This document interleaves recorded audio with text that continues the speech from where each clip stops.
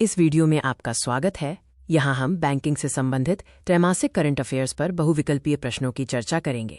ये UPPSC, BPSC, IBPS, SSC, UPSSSC, MPPSC और RPSC जैसी परीक्षाओं के लिए बहुत उपयोगी है।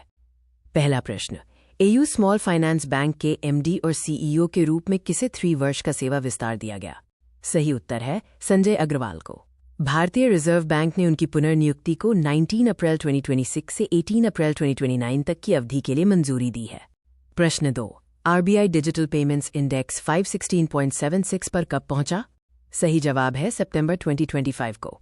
सितंबर 2025 के लिए आरबीआई डिजिटल पेमेंट्स इंडेक्स 493.22 से बढ़कर 516.76 हो गया।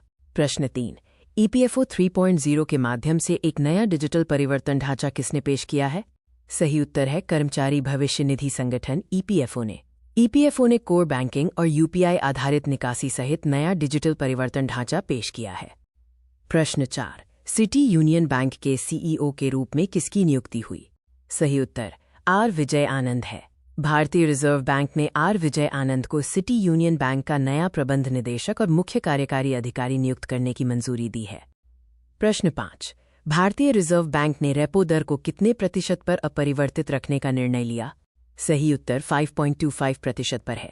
आरबीआई ने फरवरी 2026 की मौद्रिक नीति में रेपो दर 5.25% पर अपरिवर्तित रखने का निर्णय लिया। प्रश्न 6, यस बैंक के नए एमडी और सीईओ कौन बने? सही उत्तर विनय मुरलीधर टोंसे है। आरबीआई ने विनय मुरलीधर टोंसे को यस बैंक का नया एमडी और सीईओ नियुक्त करने की मंजूरी दी है। प्रश्न 7, यूपीआई लेन देन संख्या और मूल्य दोनों में रिकॉर्ड स्तर पर कब पहुंचे? सही उत्तर जनवरी 2026 में है। जनवरी 2026 में 21.7 अरब से अधिक लेन देन हुए, जिनका कुल मूल्य 28.33 लाख करोड़ रहा। प्रश्न 8, यूनियन बैंक ऑफ इंडिया के नए चीफ जनरल मैनेजर कौन बने? सही जवाब सर्वेश रंजन है। यूनियन बैंक ऑफ इंडिया में सर्वेश रंजन को चीफ जनरल मैनेजर के पद पर पदोन्नत किया गया है। प्रश्न 9, यूपीआई के बढ़ते चलन के बीच छोटे नोटों की निकासी के लिए सरकार क्या लाएगी? सही उत्तर हाइब्रिड एटीएम है। हाइब्रिड एटीएम से 10 रुपीज़, 20 रुपीज़ और 50 रुपीज़ के नोट निकाले जा सकेंगे और बड़े नोटों को छोटे नोटों में बदला जा सकेगा। प्रश्न 10, आरबीआई ने एचडीएफसी बैंक में पूर्णकालिक निदेशक के रूप में किसे नियुक्त करने की मंजूरी दी है? सही उत्तर कैजाद भरूचा को है। आरबीआई ने उन्हें होल टाइम डायरेक्टर और डिप्टी मैनेजिंग डायरेक्टर के रूप में मंजूरी दी है।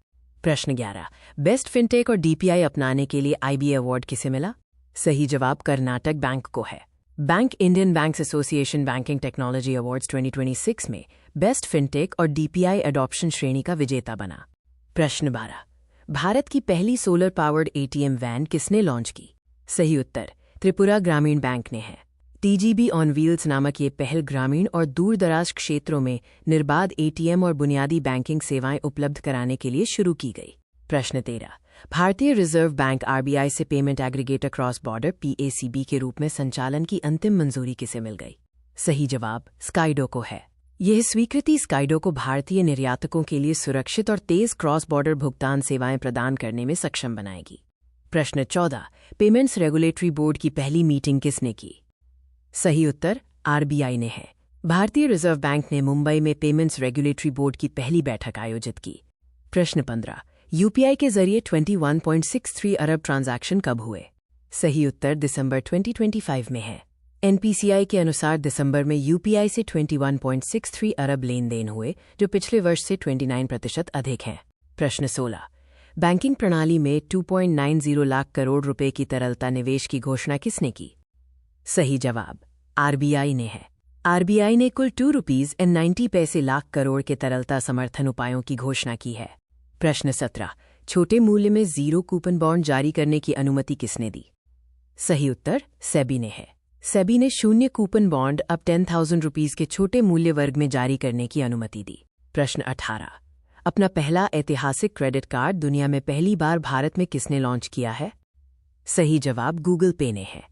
गूगल ने अपना पहला क्रेडिट कार्ड एक्सिस बैंक के साथ साझेदारी में और रूपे नेटवर्क पर जारी किया। प्रश्न 19, भारत में एशिया का सबसे बड़ा ग्लोबल कैपेबिलिटी सेंटर स्थापित कौन करेगा? सही उत्तर जेपी मॉर्गन है। अमेरिकी बैंकिंग कंपनी जेपी मॉर्गन ने मुंबई में एशिया का सबसे बड़ा ग्लोबल कैपेबिलिटी सेंटर स्थापित करने की योजना घोषित की है। प्रश्न 20। एसबीआई के नए मैनेजिंग डायरेक्टर के तौर पर कार्यभार किसने संभाला? सही जवाब, रवि रंजन ने संभाला। केंद्र सरकार ने उन्हें 15 दिसंबर 2025 को भारतीय स्टेट बैंक का नया प्रबंध निदेशक नियुक्त किया। प्रश्न 21। द बैंकर द्वारा भारत में सर्वश्रेष्ठ बैंक के रूप में किसे मान्यता मिली?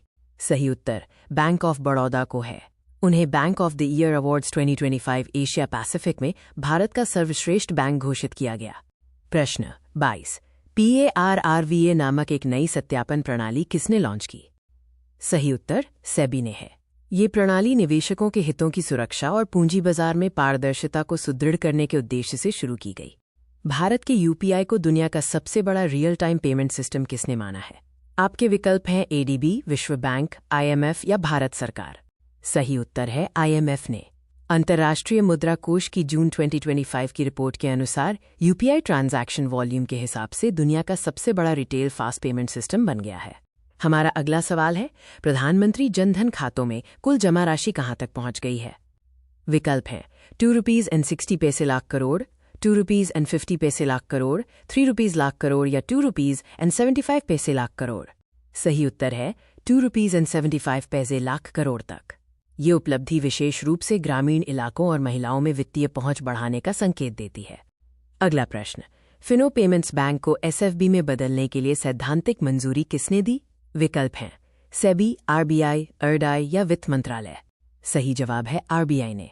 रिजर्व बैंक ऑफ इंडिया से इन प्रिंसिपल मंजूरी मिलने के बाद फिनो पहला पेमेंट्स बैंक है जो स्मॉल फाइनेंस बैंक में परिवर्तित हो सकता है।